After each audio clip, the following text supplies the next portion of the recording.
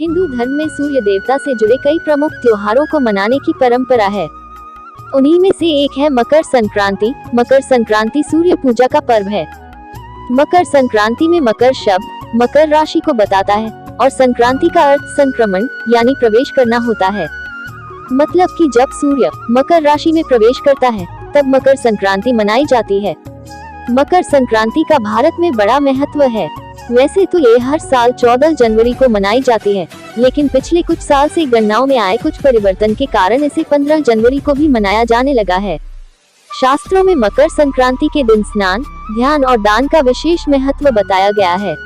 पुराणों में मकर संक्रांति को देवताओं का दिन बताया गया है। मान्यता है कि इस दिन किया गया दान 100 गुना होकर वापस लौटता है।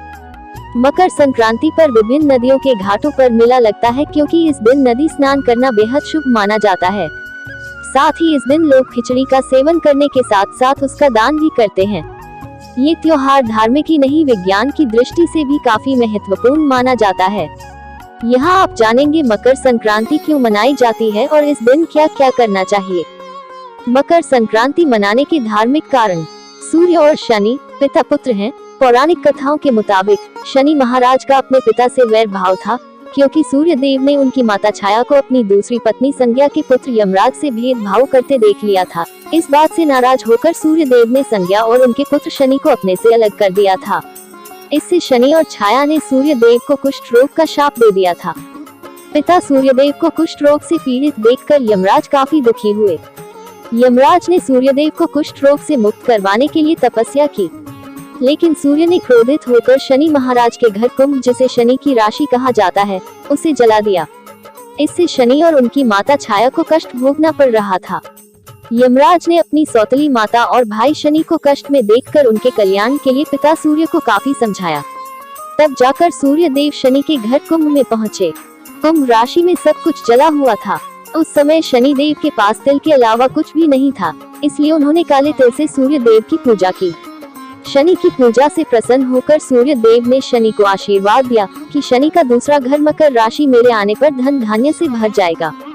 तिल के कारण ही शनि को उनका वैभव फिर से प्राप्त हुआ था, इसलिए शनि देव को तिल प्रिय है।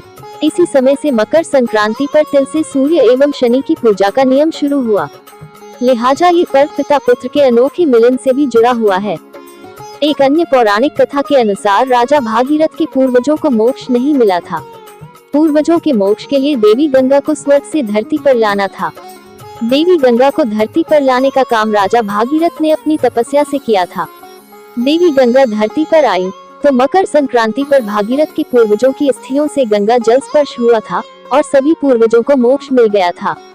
इस मान्यता की वजह से मकर संक्रांति पर गंगा नदी में स्नान करने की परंपरा है, जिस वजह से इस दिन गंगा स्नान करना अत्यंत शुभ माना जाता है। एक अन्य मान्यता के अनुसार मकर संक्रांति से सूर्य उत्तरायण हो जाता है। उत्तरायण और दक्षिणायन सूर्य की गति को दर्शाते हैं। उत्तरायण का अर्थ है उत्तर की ओर गति, दक्षिणायन का अर्थ है दक्षिण की ओर गति। 6 महीने सूर्य उत्तरायण और 6 महीने दक्षिणायन रहता है। 15 जनवरी से सूर्य उत्तर की ओर गति करना शुरू कर देता है, इसे उत्तरायण कहा जाता है। दरअसल इस दिन पर्व मनाने का संदेश ये है कि अब सूर्य की दशा बदल गई है और अब दिन धीरे धीरे बढ़े और रातें छोटी होना शुरू हो जाएंगी। ये मौसम में परिवर्तन को भी दर्शाता है। शास्त्रों के अनुसार पृथ्वी पर यानी इंसानों के एक दिन रात 24 घंटे के होते हैं, लेकिन देवलोक में एक दिन रात हमारे 12 महीनों के बराबर होते हैं, यानी 6 माह दिन और 6 माह की रात होती है। सूर्य के मकर राशि में प्रवेश के साथ ही देवताओं का दिन शुरू होता है। देवताओं के दिन की शुरुआत में मकर संक्रांति पर उत्सव मनाया जाता है। शास्त्रों में इसे देवताओं के दिन की शुरुआत माना जाता है। महाभारत युद्ध के बाद भीष्म पितामह ने सूर्य के उत्तरायण होने के बाद ही अपने प्राण त्यागे थे। उस समय माना जाता था कि मकर संक्रांति पर मरने वाले लोगों को मोक्ष मिल जाता है। मोक्ष यानी मरने के बाद आत्मा का पुनर्जन्म नहीं होता है और पुनर्जन्म के चक्र से उन्हें छुटकारा मिल जाता है। एक और मान्यता के अनुसार सूर्य के मकर राशि में आने से खरमास खत्म हो जाता है और मांगलिक कार्यों के लिए फिर से शुभ मुहूर्त मिलने लगते हैं। खरमास में विवाह, गृह प्रवेश, मुंडन, जनेऊ जैसे मांगलिक काम नहीं किए जाते हैं, लेकिन मकर संक्रांति के बाद ये शुभ काम फिर से शुरू हो जाते हैं। मकर संक्रांति को मनाने का वैज्ञानिक कारण। मकर संक्रांति का पर्व पौष मास के शुक्ल पक्ष में मनाया जाता है। इस पर्व को मनाने के कई वैज्ञानिक कारण भी हैं। इस दिन से सूर्य दक्षिणायन से उत्तरायण होने लगते हैं, जिससे मौसम में बदलाव आना शुरू हो जाता है। शरद ऋतु धीरे धीरे समाप्त होने लगती है और बसंत का आगमन होने लगता है।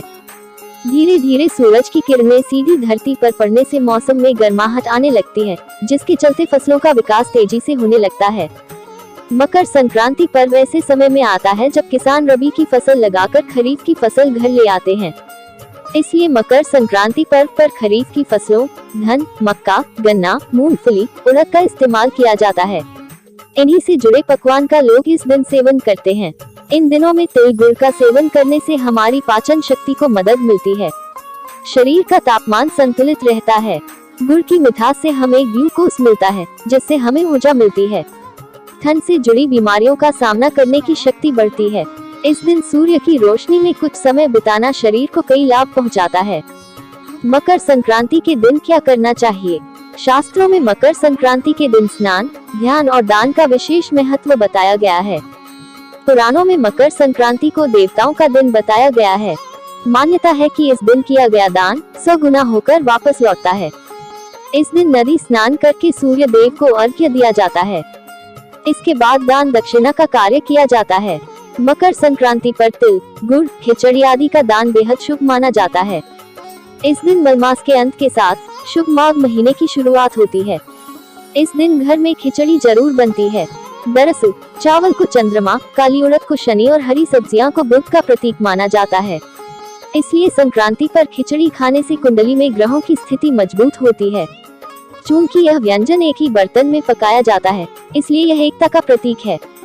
खिचड़ी को आयुर्वेद में सुंदर और सुपाच्य भोजन की संज्ञा दी गई है। साथ ही खिचड़ी को स्वास्थ्य के लिए औषधि माना गया है।